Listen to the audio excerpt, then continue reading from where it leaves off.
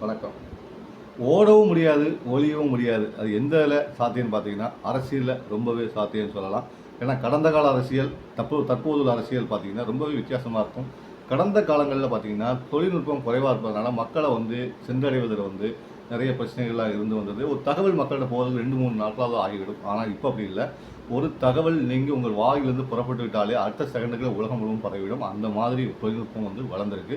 அதனால வார்த்தைகள கவனமா பயன்படுத்துறதுல அரசியல்வாதிகள் ரொம்ப கவனமாவே இருக்கணும்னு சொல்லிக்கலாம். அதுவும் தேர்தல் காலத்துல சொல்லவே வேண்டாம். அந்த அளவுக்கு எதிரொலிக்குது. ஏன் அப்படி சொல்றேன்னு பார்த்தீங்கன்னா, அதிமுக பொதுச் செயலாளர் எடப்பாடி பழனிசாமி பிரச்சாரத்தை எப்படி முன்னெடுக்கிறார்ன்னு பார்த்தீங்கன்னா, ஒவ்வொரு பொதுக்கூட்டத்திலயும் தன் எதிரணியில் இருக்கக்கூடிய தலைவர்களையும், அவர் கடந்த கால பேச்சுகளையும், கடந்த கால அரசியல் கூட்டணிகளையும் பத்தி அவங்க ஏற்கனவே பேசின வீடியோக்கள் வலைதளங்கள் இருக்கும் இல்லையா? அத எடுத்து ஒரு வீடியோவா காண்பித்து பிரச்சாரத்தில் ஈடுபட்டாங்க. அன்று இப்படி சொன்னார்கள், இன்று இப்படி சொல்கிறார்கள். நீங்களே முடிவு செய்து கொள்ளுங்கள் அப்படிங்கிற மாதிரி பேசி அவர் வாக்கு சேகரிக்கிறாரு. இந்த வாக்கு சேகரிக்கும் முறை அவருக்கு வெற்றியை தேடி தருமா? இந்த வாக்கு சேகரிக்கும் முறை சரிதானா? என்பதை நீங்க கமெண்ட் பாக்ஸ்ல பதிவு பண்ணுங்க. தொடர்ந்து இது போன்ற சுவாரஸ்யமான அரசியலோடு நாம் பேசலாம். நான் உங்கள் பேனக்காரன். நன்றி.